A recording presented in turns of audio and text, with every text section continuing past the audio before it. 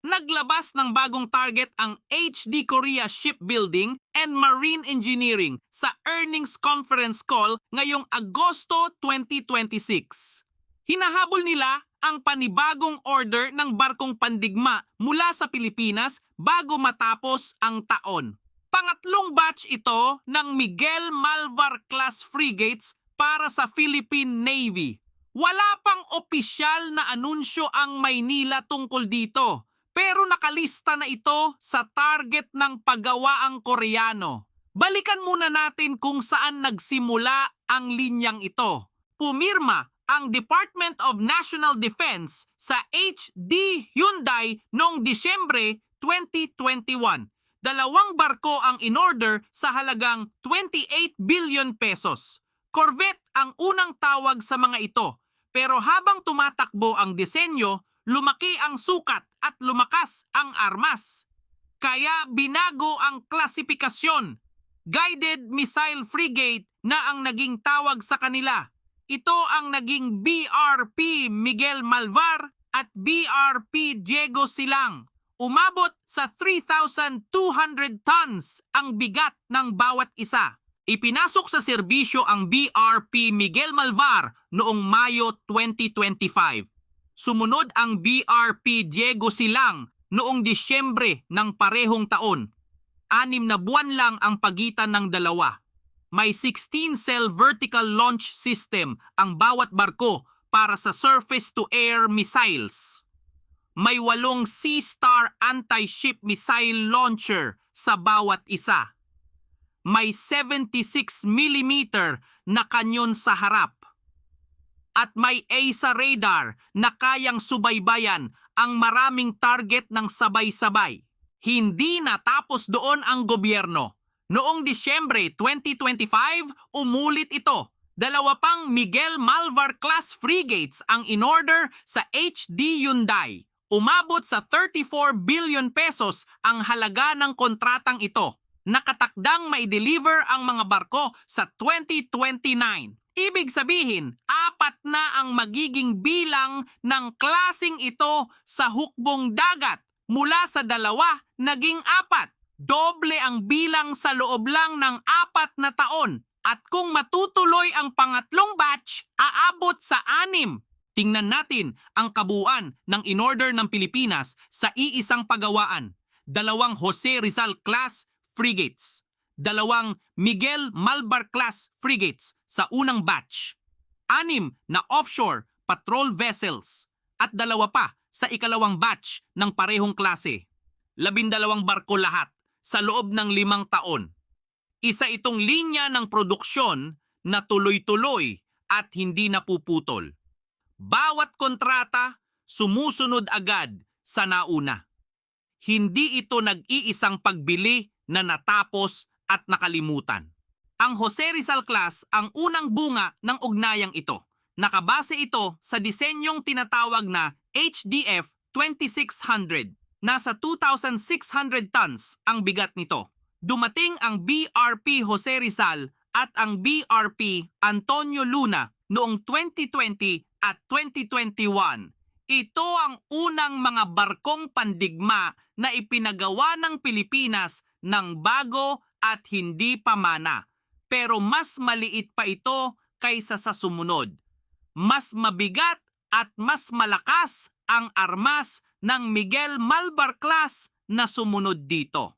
Para maintindihan kung gaano kalaki ang ipinagbago, kailangan nating bumalik ng mas malayo. Bago pa dumating ang mga barkong ito, may isang barko sa hukbong dagat natin. Ito ang BRP Raja Humabon. Naging flagship ito ng Philippine Navy ng matagal na panahon.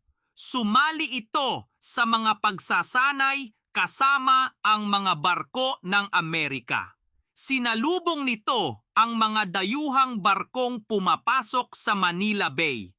At may isang bagay dito na hindi kayang paniwalaan ng marami.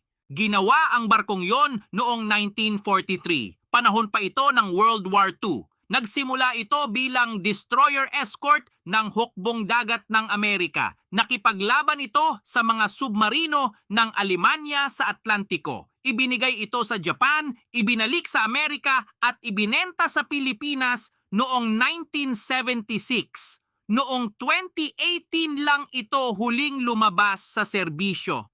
75 taong gulang na ito noong huli itong lumayag. Isa ito sa pinakamatandang barkong pandigmang aktibo pa sa buong mundo. Isipin ninyo ang mga marinong nagsilbi doon. Mas matanda pa ang barko kaysa sa kanilang mga lolo. Luma na ang radar, luma na ang makina. Pero yun ang mayroon tayo, kaya yun ang pinaandar nila. Wala silang ibang pagpipilian. 8 taon lang ang lumipas mula noon.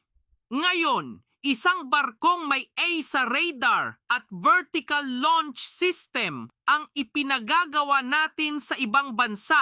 Ganoon kabilis ang ipinagbago. May isang bagay sa dokumento ng gobyerno na nagpapatunay kung gaano nakatatag ang linyang ito. Sa isang procurement monitoring report noong Hulyo, may salitang ginamit ang Department of National Defense. Ang salitang yon ay inventory-based. Maikli lang, pero malaki ang kahulugan. Ibig sabihin nito, hindi na muling idinisenyo ang barko. Hindi na tinawag ang mga inhinyero para magsimula sa blangkong papel. Inulit lang ang parehong plano. Bakit mahalaga yon?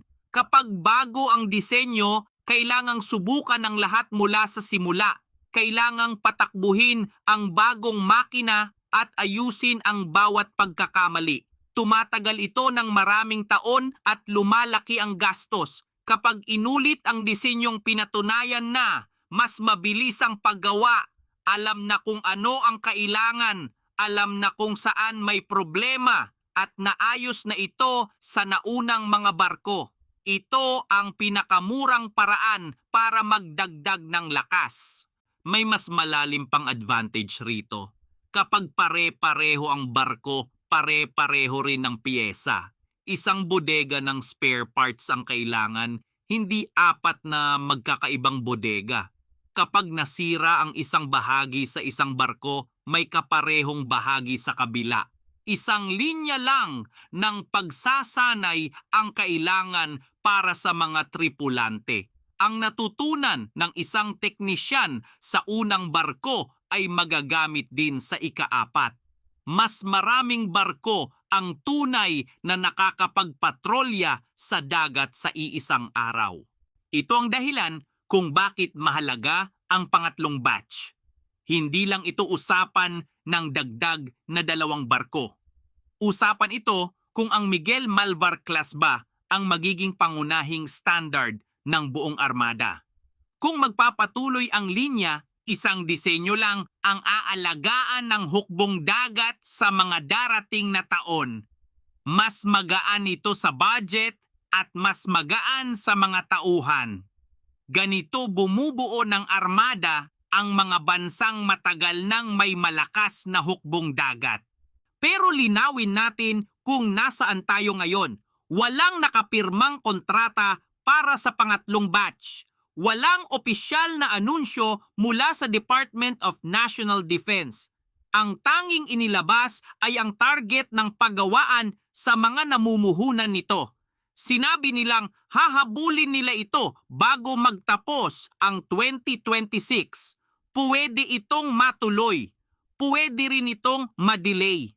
Kaya hinihintay natin ang balita mula sa Maynila, hindi mula sa Ulsan. Doon manggagaling ang tunay na kumpirmasyon.